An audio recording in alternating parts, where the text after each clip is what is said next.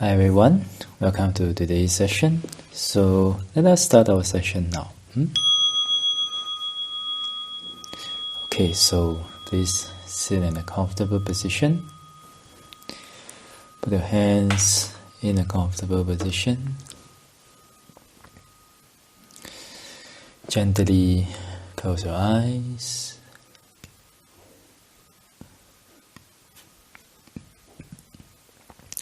We're going to do some breathing exercises. When you breathe in all the good and all the fresh air. When you breathe out, whatever tension and tightness, whatever feelings of stress or tiredness,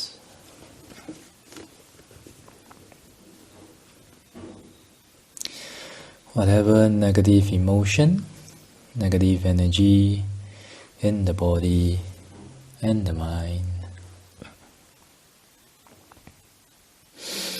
We're gonna let it all go out together with the out-breath.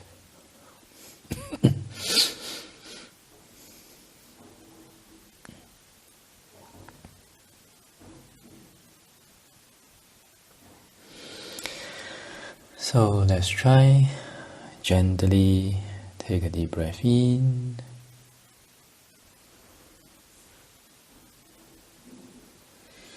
Gently let it out. Relax, relax, relax, relax.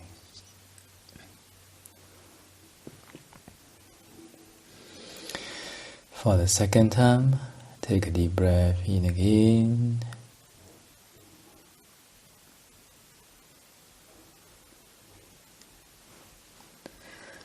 Gently let it out. Relax, relax, relax, relax.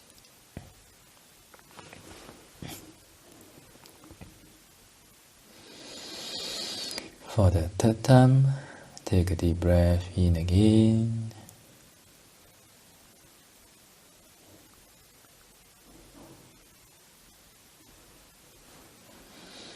Gently let it out. Relax, relax, relax, relax.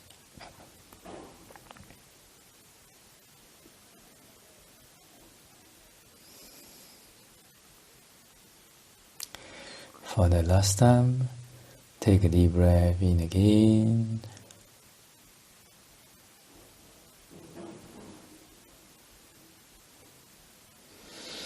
Gently let it out. Relax, relax, relax, relax.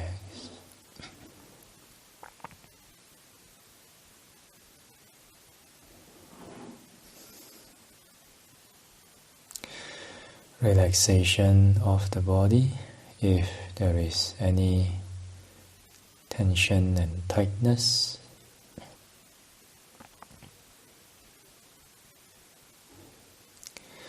any feelings of using or exerting strength in the body,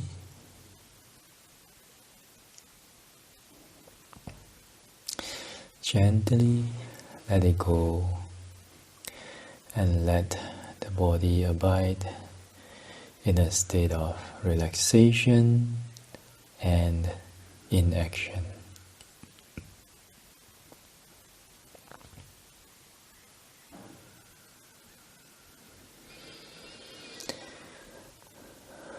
Relaxation of the mind. Let us be aware of the state of mind at every present moment.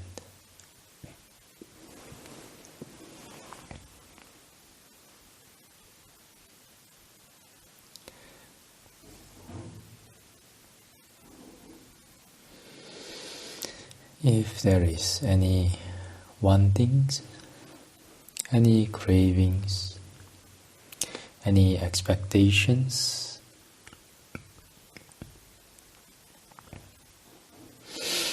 Gently let it go and let the mind abide in the state of non-wanting, non-craving, and non-expectations.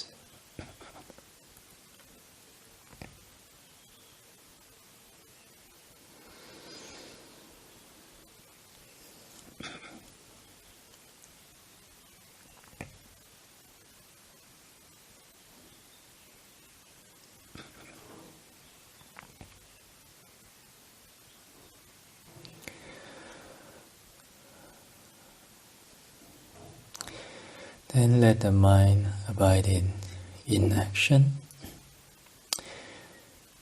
Inaction means for the mind not doing or thinking about anything in particular.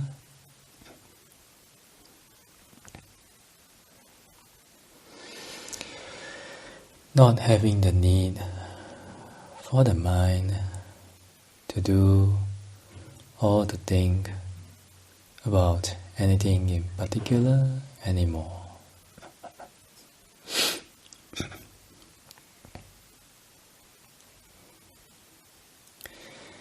Let this 20 minutes be a time for the mind to have a break from all that wanting and doing.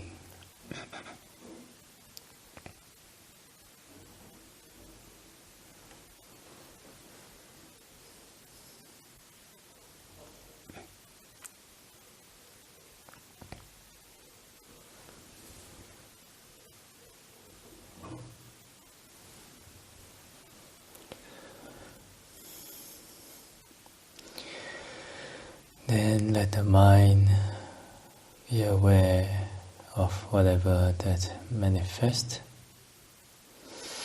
to your awareness regarding the body and the mind, moment to moment, moment to moment.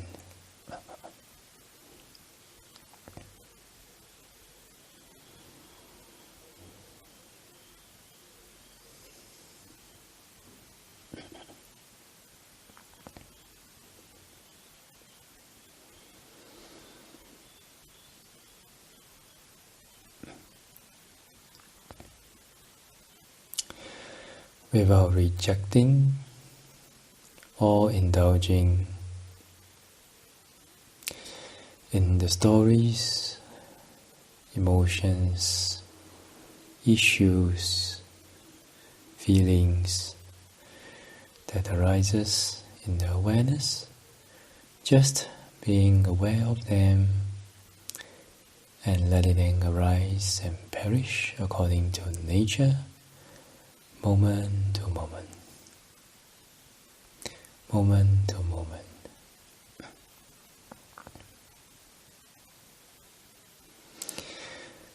Just like you are taking your holiday by the beach, sitting comfortably on the sand or on the beach sofa, looking at the clouds, allowing them to come into your vision, allowing them to fade away and perish from your vision according to their nature.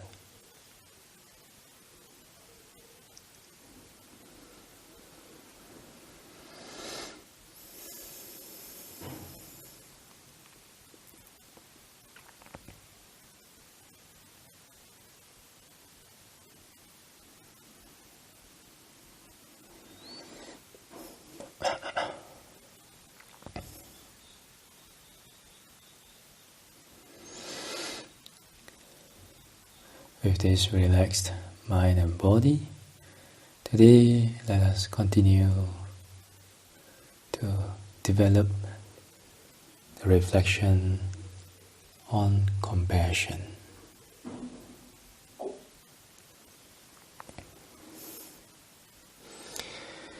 So for a start, let us recollect the beings that are suffering.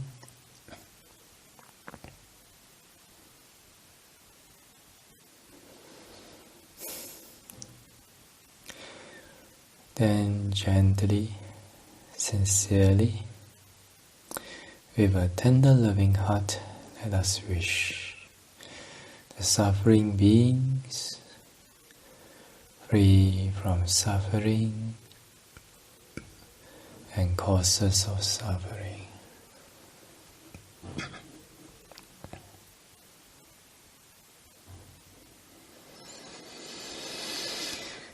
Free from suffering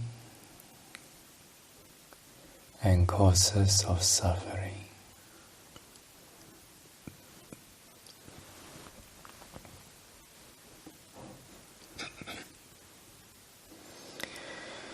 Free from suffering and causes of suffering.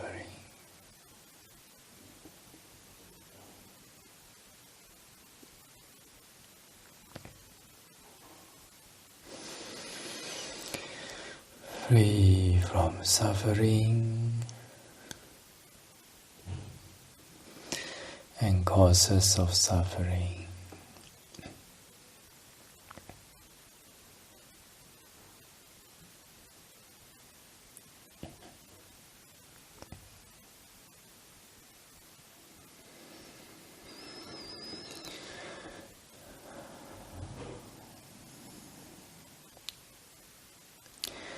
Then let us think of ourselves, whether we are having any physical or mental suffering at the moment, or we can think about the potency of suffering in this human life.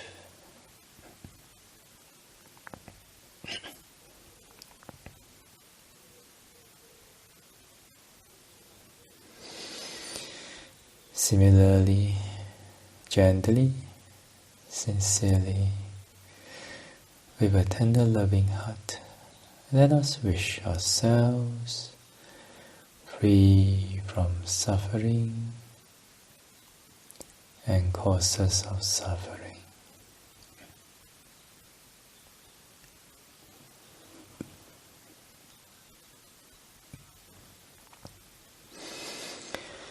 Free from suffering and causes of suffering.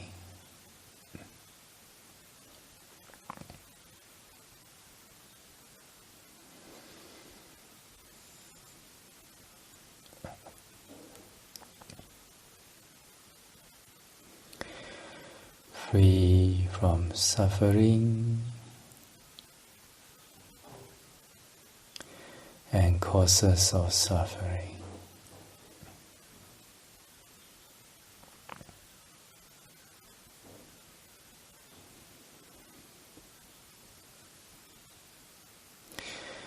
Free from suffering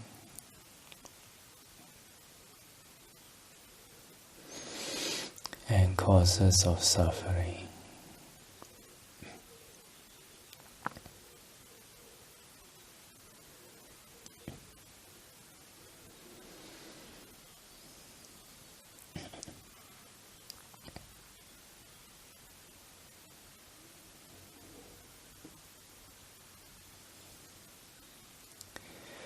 Then let us think of the beings in our home, whether seen or unseen.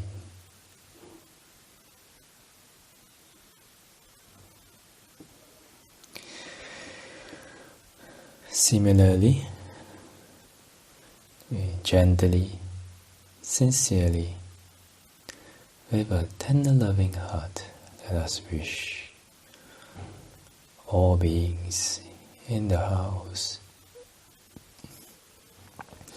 free from suffering and causes of suffering.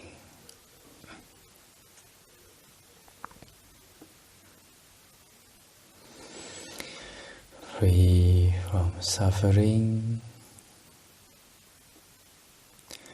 and causes of suffering.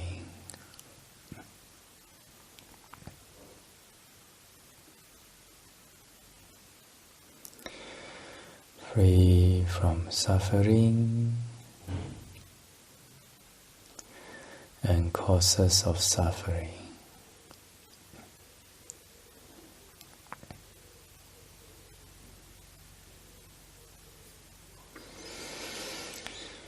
Free from suffering and causes of suffering.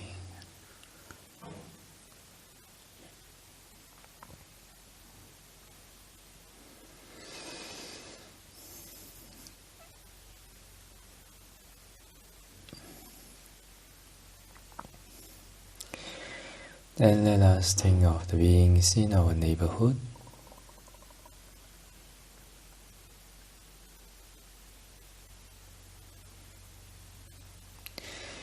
Gently, sincerely, with a tender loving heart, let us wish beings in our neighborhood free from suffering and causes of suffering.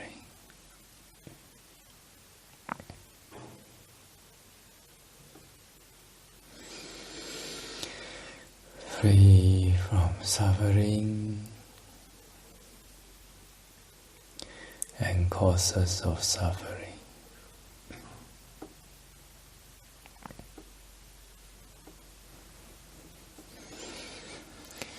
Free from suffering and causes of suffering.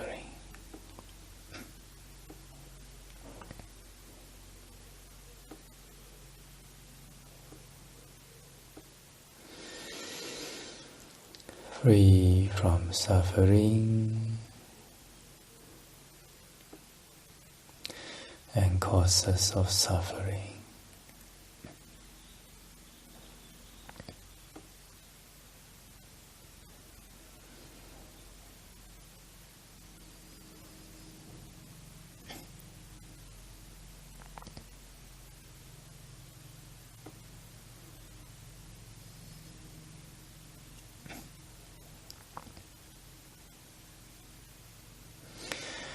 Then let us think about the beings in our country.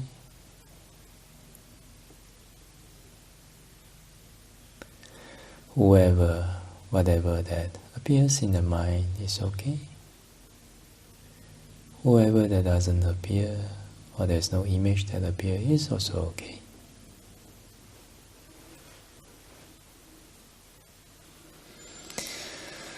So to all beings in the country, whether they appear in the mind or they do not, let us wish all beings in the country free from suffering and causes of suffering.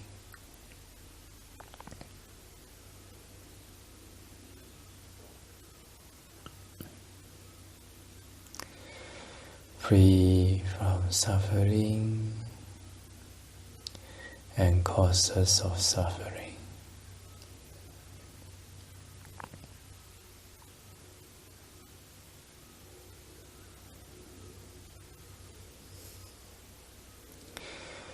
Free from suffering and causes of suffering.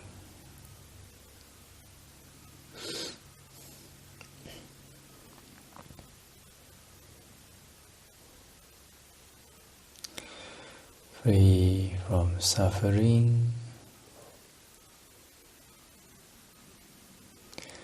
and causes of suffering.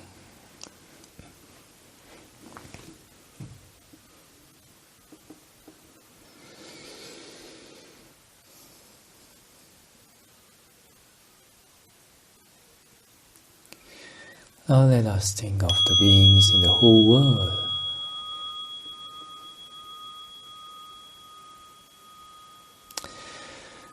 Whether they are of a different race, language, religion, different ideas, different opinions. We are all beings wandering around in the round of rebirth, suffering due to past karma results and ignorance.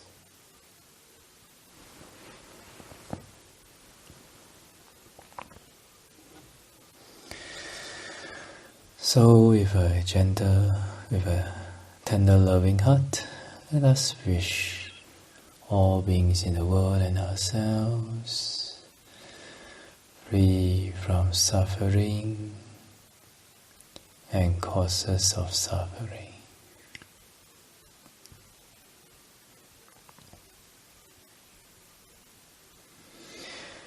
Free from suffering and causes of suffering.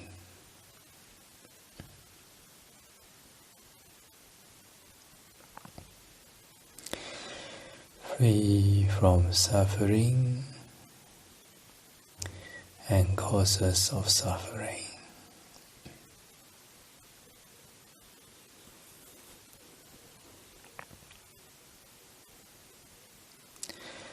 Free from suffering and causes of suffering.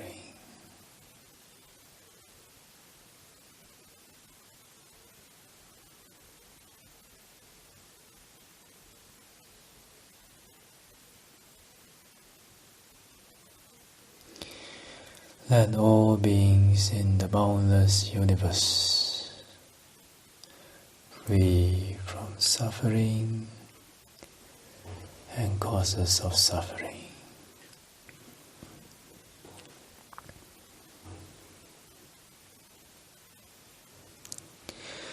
Okay, so gently take a deep breath in.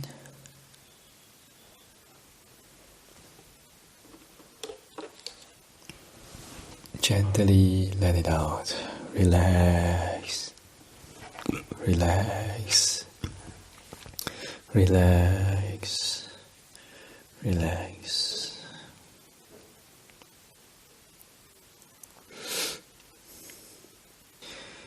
For the second time, take a deep breath in again.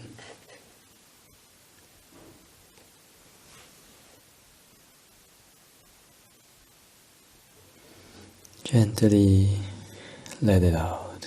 Relax. Relax. Relax. Relax.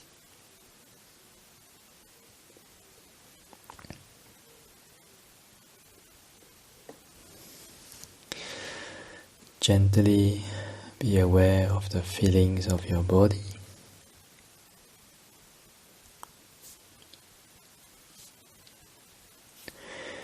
Gently be aware of the feelings of your buttocks touching the cushion.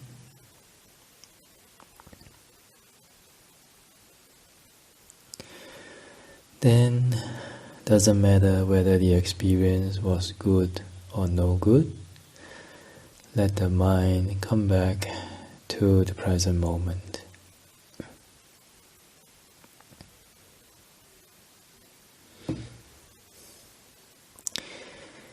Then, just like waking up from a deep sleep, gently open your eyes.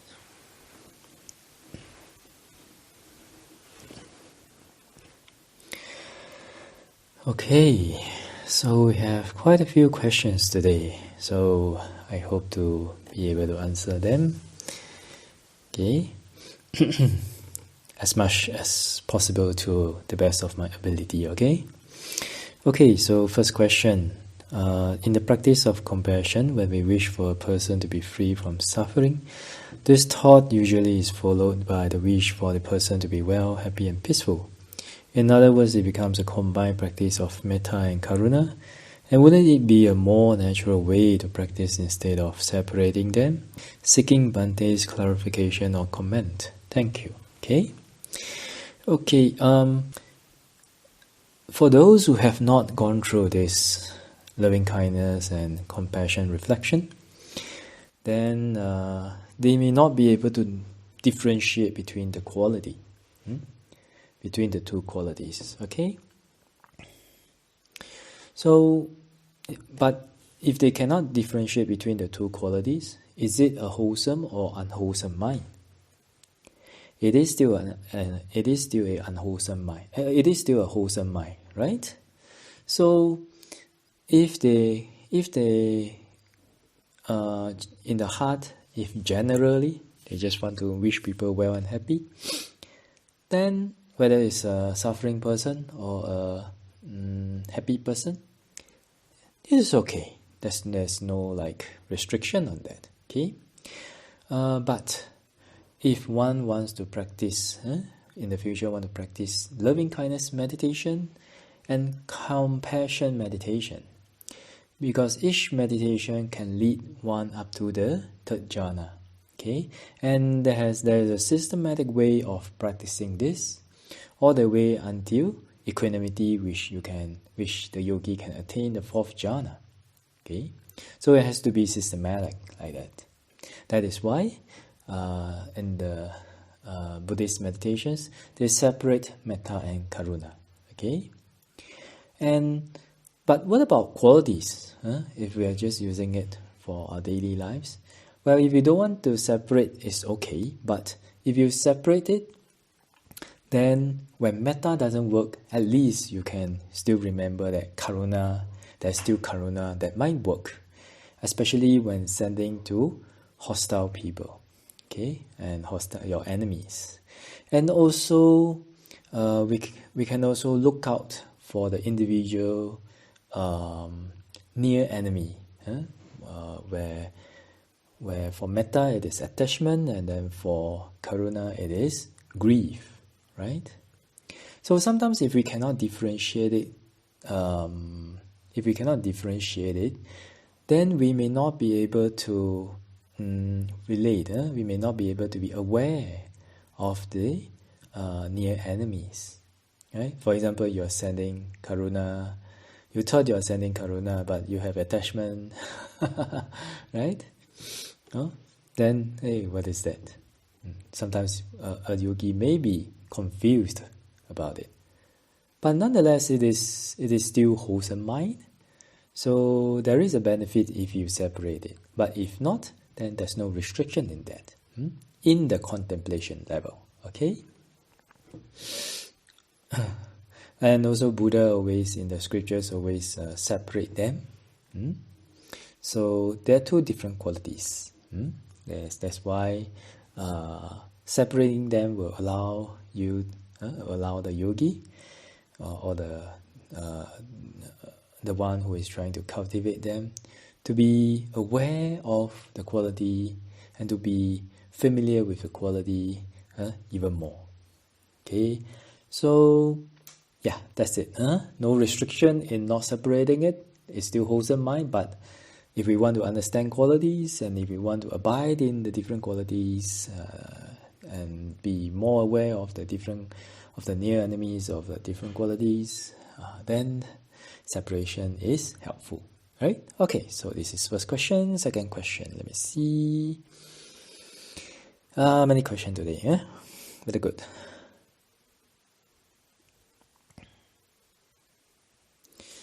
Okay, next question. Hi Bhante, I've always been quite cautious of my meditation level. It becomes suspicious of my meditation progress, and I always don't mind to start from zero every time I go for a retreat, but somehow I feel like I always start from fresh.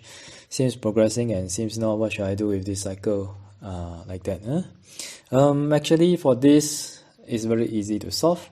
Just find a skillful meditation teacher. Then after that, follow instructions. Because sometimes when you are when you have doubt about your meditation level, sometimes it's not legitimate, because it's just a feeling sometimes. And then sometimes your doubt is just based on not understanding the meditation subject, right? Okay, and whatever progress that you think it is, okay. Actually, last time my teacher Visuddhimagga ever taught before, the student should not measure progress. The progress is for the teacher to measure, because even like, for example, the mindfulness of breathing meditation, even when the breath is not so clear, sometimes not so clear, that may be a sign of progress. Okay, so I think one has to have a really skillful teacher who understands the meditation subject and understand yourself. And then after that, give your teachers instruction, the benefit of doubt, and try to follow. And whatever doubt that you have, ask. Sometimes you may get the answer, sometimes you may not. But we continue to explore, continue to understand more about the meditation subject. That's it. Right? That will be helpful. Okay? Okay, so then I think this will be able to end the cycle like that. Not only sometimes it's a common phenomenon. It happens not common, but natural phenomenon. It happens in people. So you just really need a skillful teacher and try to understand your meditation subject. Okay? Okay. So next one. This is a big topic, but I'll just try to answer it as much as I can. If a Buddhist has a crush on a same-gender co-worker, the Buddhist keep telling herself that she is crazy, in a way not showing compassion to herself. She just realized that she is abnormal in the eyes of society to feel that way. Is same-gender relationship permitted in Buddhism? What is Buddhism's view against LGBTQ? I don't think it's against, but towards, okay? So how should the Buddhist deal with her feelings? Should she be more compassionate towards herself? Okay? Okay, so first few question. Is same-gender relationship permitted in Buddhism? Well, the Buddha never restricted any relationship according to what I know. But the Buddha only says that if you have this, it is wholesome. It will result in a wholesome effect. If you have this, it is unwholesome. It will result in unwholesome effect. Okay? So basically in the Buddhist text, there's no text that I saw that, according to my knowledge now, that restrict same-gender relationship. Okay? Rather, it's more about enlightenment, cutting through the defilements and attachment to each other, whether it's a homosexual or heterosexual, to overcome that and to realize that there is more to life than sex and relationships. Okay? So, yeah. And what is Buddhism's view? I don't think it's against, but towards LGBTQ. I think the LGBTQ community, they can still practice meditation, whether they can attain Uttari Manusa Dhamma, which is jhanas and above. I think it will be up to the purity of their morality and the purity of their mind and the effort that they put in letting go of attachments, attractions, and towards, whether it's towards the same sex or towards the other sex. Okay? So, but there is a restriction in the Vinaya. The Vinaya is the Buddha's rules and regulations for monks. There is a term called Pandaka. So Pandakas are not allowed to become bhikkhus. okay, become monks. So Pandakas, there are some different Vinaya teachers have different interpretations. Some of them interpret them as a eunuch, okay. So, and then some of them they list this as a homosexual. But from what I learned, in my school, okay, in my tradition, Pandaka means a eunuch, okay. So it really depends on the community's interpretation of the Vinaya. All right. So okay, for example, if a guy, then after that, if he removes his male organ, he has a sex change surgery, becomes a she, or I don't know, he or she, okay, maybe a he, she, up to them. It doesn't really matter to me how they want to be addressed. We just make it comfortable for them, respect their wishes, okay. Then if they after that want to become a nun, then it really depends on the community then. Yeah. Because more of the segregation in between men and women in Buddhism is about restricting our defilements, about restraining our defilements, because we have attraction towards the opposite sex. That is generally people have this, right? And so if we have constant attraction, if we are constantly triggered, if we constantly see or have contact with people of the opposite sex, whether it's man towards woman or woman towards man, then it may hinder our path to Nibbana, right? So that is why some communities, some conservative communities, they do not allow homosexuals to ordain. It's not because of they cannot attain enlightenment, but it's because if they are ordained, then they may face an even uphill task when practicing, because they're surrounded by the people that they are attracted to. Okay. So yeah, I hope that there's mutual respect, and also if in the monastic community, if in the bhikkhu sangha or in the nuns community, then if there's there's homosexuals, then after that, whether male or female, then after that, if there are more chances that some things, inappropriate things may happen. Okay, I mean, even if you segregate men and women together, there may be things that may happen, right? But I mean, if you segregate men and women, at least they do not have contact with the objects that they are attracted to, right? That easily. But if you put lesbians and gays lesbians into female community and gays into male community, then there is more chances and probability that they may be attracted to other monks. And for other monks, even if they have any kind of sexual activity through the mouth, through the through the anus, then that is also a parajika offense for them.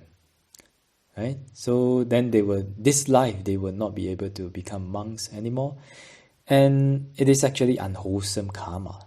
Okay, so that's why to reduce the probability of that happening, some communities choose to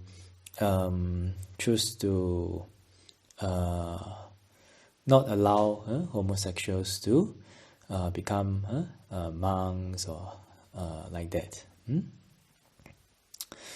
But I think it really depends, because there's no specific way of dealing with this in the Vinaya. So there's a lot of, I think it depends on the society also, how society looks at it in the place that the Sangha or the nuns community is situated at. Okay, if they're in the West, then they may be more accommodating. If they're in the East, then it may not be that accommodating.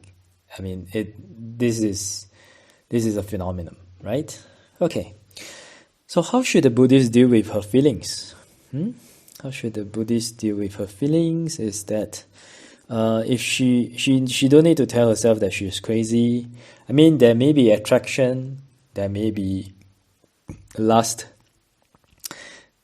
Having attraction and lust is one thing, but acting on them is another. Okay? So if that attraction appears, and then it really depends on the choice of that person. If that person wishes to pursue a female-to-female relationship, then she will have to be cautious about the price that she has to pay, and then I mean just be open about it. But she will have to deal with the actions, deal with the effects of her actions. Okay, should she be more compassionate toward herself? Yes, definitely. Okay, don't even in the Buddha's era, there's also we have seen some stories that male also have sex with males. But anyway, all sex, even though they're within the regime of the domain of the 5 precepts, are still unwholesome. Okay, I give a story. There was a meditator who meditated, and then he was a king. And on the last death moment, he recalled that he was having sex with his wife. That karma ripened, and even though it's his wife, but because the lust was very strong, so after that life, he was reborn in hell because of that. Okay, so all greed are unwholesome, definitely, and if you're strong enough and if it ripens during your last death moment, they may bring about an unfortunate rebirth, right? So understanding this then, and also understanding that yes, you may have attraction, yes, you may have lust, but you may choose not to act upon it. All right? And if you find that you do not have enough strength to overcome it, then that means that you may need to do some, asubha meditation, or contemplate about that relationships are impermanent and all that, or sometimes even staying away from that person if that this person choose not to pursue this relationship. Okay, so no need to bash yourself for having that feelings and emotions. We're all sometimes pretty messed up in samsara, so there will be a cause for that attraction and that lust, but it actually is up to the person whether they want to act upon it or not, whether it's homosexual or whether it is heterosexual. Alright? But whatever it is, please have compassion towards yourself. Be gentle with that feeling of attraction and lust. Understand that it is just a phenomenon that arises when conditions arise and perish when conditions perish. And then choose your life, hopefully, in a wholesome way. Alright? Okay, hopefully I have answered this question. It's a long one, so my answer may not fulfill everyone's opinions, but at least I have answered according to my understanding, okay? At this moment. Alright, that's all for today, and wish all of you well, peaceful and happy, and this is the end of the compassion session. Next week we will start on sympathetic joy. I wish all of you have cultivated compassion, enjoyed the quality of compassion, and continue to at least have 2 to 3 minutes of compassion reflection every day to keep the momentum going. Alright? Every day. Gratitude, few minutes. Forgiveness, few minutes. Mettā, few minutes. Karuna, few minutes. And you do it every day and every day, every day and every day. And for after a few months, after 1 or 2 years, you will really get the benefit of that. Of course, if you want a booster, then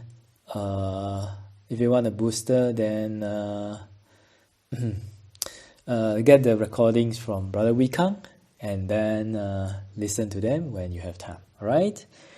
Okay, so with this, wish all of you well, peaceful and happy and full of compassion, and let us share merits. Okay, please repeat after me. Theravada chamehi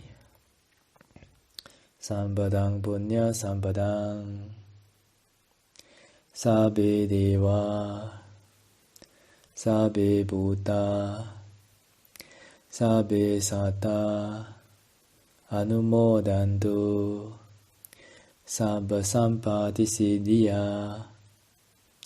I share my merits with all devas, all beings, all creatures. May they rejoice in our merits. May they be happy. Idame natinam hotu Sukhita hontu nyadayo. I share my merits with all departed relatives. May they rejoice in our merits. May they be happy. Idame punya asavakaya vahang hotu. Idame punya nibbānassa paccaya hotu. By the power of this merit, may it be supportive condition for my purification of the mind to no more defilements. By the power of this merit, may it be supportive condition for my attainment of Nibbāna. Mama punya bhagang sabba satanang bhajemi te sabbe me samang punya bhagang labantu. I share my merits with all beings. May they rejoice in their merits. May they be happy. Sadhu, sadhu, sadhu. That's all for today's session. Wish all of you well, peaceful, happy, full of compassion, and see you guys in the next session. Okay? Sadhu, sadhu, sadhu.